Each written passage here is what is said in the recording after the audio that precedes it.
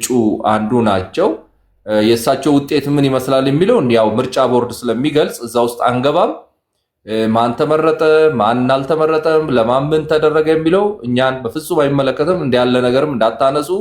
ነገር ግን ድባቡ፣ ሁኔታው፣ አጠቃላይ እንቅስቃሴው ምን ይመስላል ከምርጫ ዋዜማ ጀምሮ እስከ ዛሬ ያለውን የሚል ነገር ነው የምናነሳው በጥንቃቄ። ምክንያቱም ህግ ማክበር ከትንሽ ነገር ነው የሚጀምረውና የምርጫውን ውጤት የሚያዛባ ምንም አይነት ነገር እዚህ ላይ እንድናነሳ ፍቃደኛ አይደለም። እንደዛም እንዳታረጉ ሁላችሁም ወዳጆች ኮፒ ሊንክ ሼር አድርጉ። ኦቦ ወንድሙ እንትናቸው ከዚህ አይነሳልኝም። ኦቦ ወንድሙ ላስወጣውትና እንደገና ኢንቪቴሽን ይላኩ ወይ ምን ኢንቪቴሽን ልኩሎታለሁ መልሶ ይገባሉ። ሚውቱ አልነሳ ስላለኝ ነው። ላስወጣውትና እንደገና አስገባውታለሁ። እኔ ልክሎታለሁ ወይም ደግሞ ይላኩ ኢንቪቴሽን ይላኩ።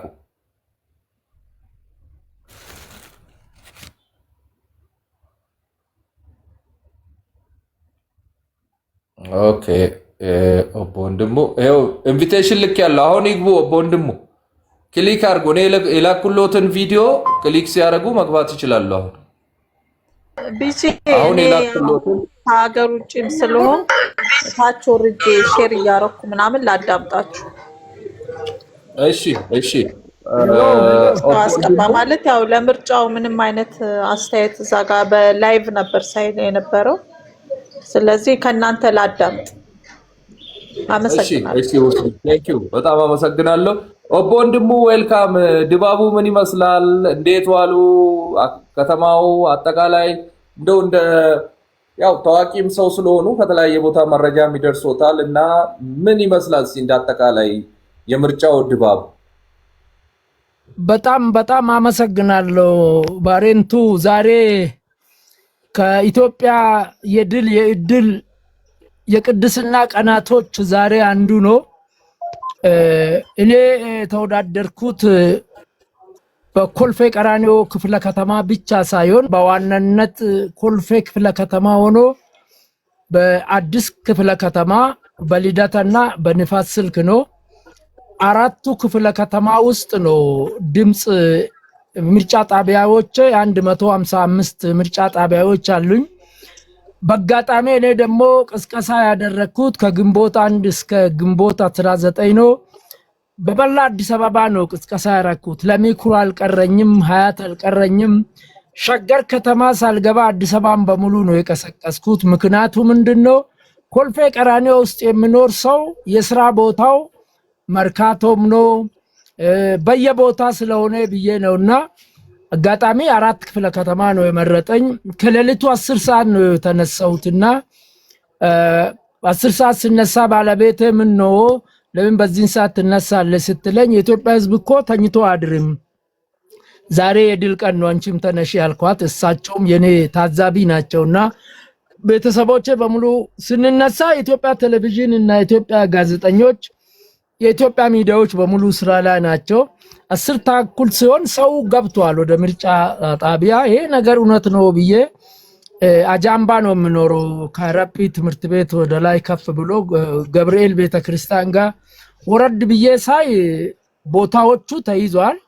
አይ 1-2 ቦታ አረጋገጥኩና ተመልሼ ቤተሰቦቼ ወደ ታዛቢነት ወጡ። ወደ 3 ሰዓት ላይ ነው ተመልሼ ሄድኩት። የሚገርም ነገር ቢኖር የኢትዮጵያ ህዝብ ሆ ጉሮ ወሸባይ ማለት በልማትም በጥቃትም እንደገና ደግሞ የራሱን መንግስት ለመመስረትም እጅግ በጣም የሚተጋ ህዝብ መሆኑን እግዚአብሔር እድሜ ሰጥቶኝ ለመታዘብ በቅቻለሁ። እኔ እድለኛ ባለ እድሜ ነኝ። 1965 የአፄ ኃይለ ሥላሴን ምርጫ የመጨረሻ 5ኛ ምርጫቸውን ተሳትፋለሁ።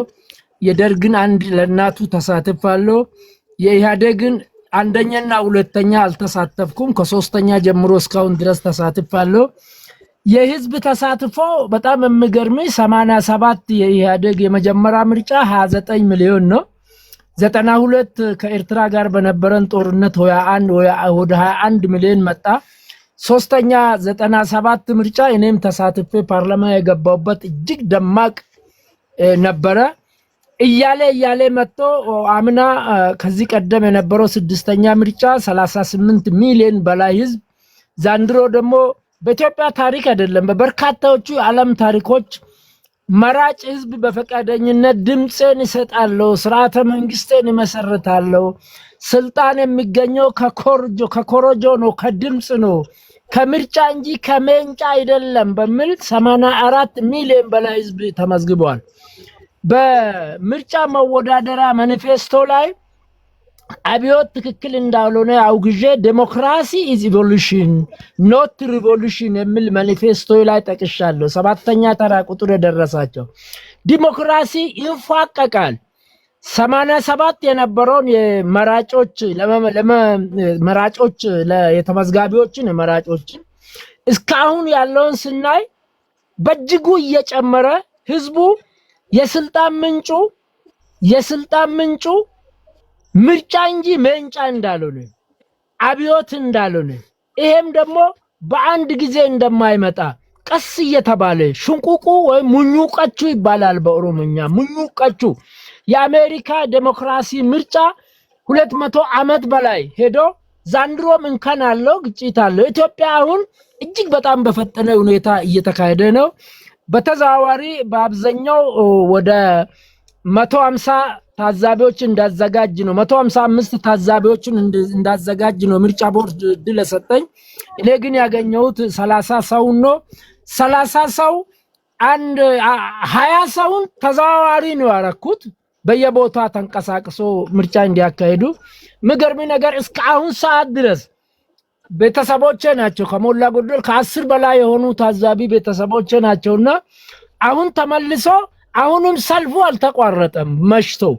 እኔም ድምጽ የሰጣሁበት ቦታ የሚገርም 15 ሰዎች ነን ለኮልፌ ቀራኒዮ የተወዳደረው ቀደም ሲል 12 ነበር ማውቀው አሁን ዛሬ 15 ሰዎች ነን ለፓርላማ ኮልፌ ቀራኒዮን ወክለን የተወዳደርነው እኔ 15ኛ ነኝ በአጋጣሚ ከአንደኛ እስከ 15ኛ ባሉት ሁሉም ፓርቲዎች ናቸው ከ1 እስከ 14 ብቻኛ የግል እጩ ተወዳዳሪ ነው ብቻ ነኝ ይሄ በጣም አስደስቶኛል ተራ ቁጥሩም ሰው ምርጫውን ሳይ አንድ ከላይ ያያል አንድ ከታች ያያል እንደዚህ ባለሆሳስ ወይ ደግሞ በእንደዚህ ሰዎችም የሚሰጡኝ ኢንፎርሜሽን በጣም ጥሩ ነው በአጠቃላይ ሳጠቃልለው ኢትዮጵያ የነካ የለውም በረካ ኢትዮጵያ ነካ አረነካ የሚባለውን የኢትዮጵያ ህዝብ እንዳዳዋ ሁሉ እንደማይጨው ሁሉ እንደ ካራማራና ሶማሌ ሳይድ በሬ ሁሉ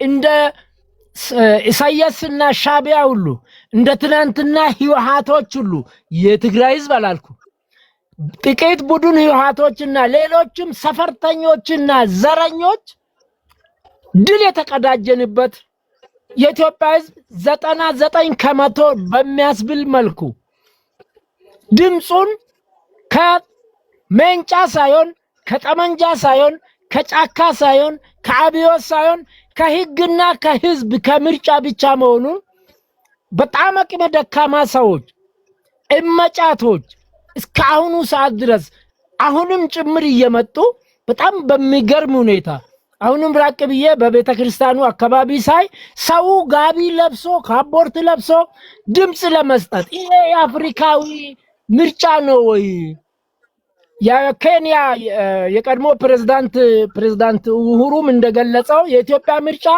የአፍሪካ ምርጫ ነው የአፍሪካ ተምሳሌት ነው በህግ የሚያምን ህዝብ ነው በህግ አምላክ ሲባል ውሃ የሚቆም ነው ቅኝ ግዛትን ከአፍሪካ ለማስወገድ ኢትዮጵያውያን አርአያ ናቸው ምሳሌ ናቸው አሁን በኮሪደርና ከለውጡ ወዲህ በተጀመረው የህዝብ ልማት የአገር ልማት የከተማ ልማት አንደኛ እየሆነን በዚህ በምርጫም ኡሁሩ ኬንያታ እንደታዘበውና የኢጋድ መሪዎችም እንደታዘቡት አስተያየት ተሰጡት የኢትዮጵያ ህዝብ የሰለጠነ የበቃ ምክር የማይፈልግ ተግሳጽ የማይፈልግ ይልቅስ የሚሰሙ ከሆነ አማጽያንና በጠመንጃ ስልጣን እንይዛለን የሚሉ ሰዎች ይሄ ዘመኑ አልፎበታል በእናጼ ቴዎድሮስ በጠመንጃ ስልጣን ተይዘዋል በአጼ ዮሐንስ በአጼ ምኒልክም በኃይለ ሥላሴ እስከ ኢህአዴግ መምጫ ድረስ ጠመንጃ ነበረ።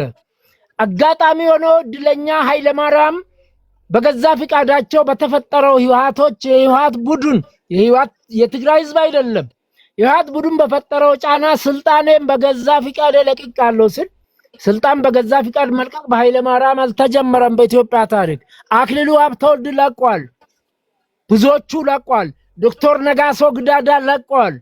በቃኝ አልፈልግም ብሎ ከኢትዮጵያ ፕሬዝዳንትነት ኃይለማርያም ዘርስታውና በመልቀቁ ሰላማዊ የስልጣን ሽግግር ተደረገ። አሁን ደግሞ ጠቅላይ ሚኒስትሩ ቀጣውን ያው በአገራዊ ምክክር እንደሚገልጹት ወደ ፕሬዝዳንሻል በመለወጥ ህዝቡ በዘር ሳይሆን በዘር የሚያስቡትን በሰፈር የሚያስቡትን በክልል የሚያስቡትን ሳይሆን እንደ ሰው የሚያስቡትን ኢትዮጵያ የሰው ዘር መገኛ ናት እንጂ የመጋኞች መጫወቻ አይደለችም። የቆልማሞች መጫወቻ አይደለም። የሴረኞች መጫወቻ አይደለችም።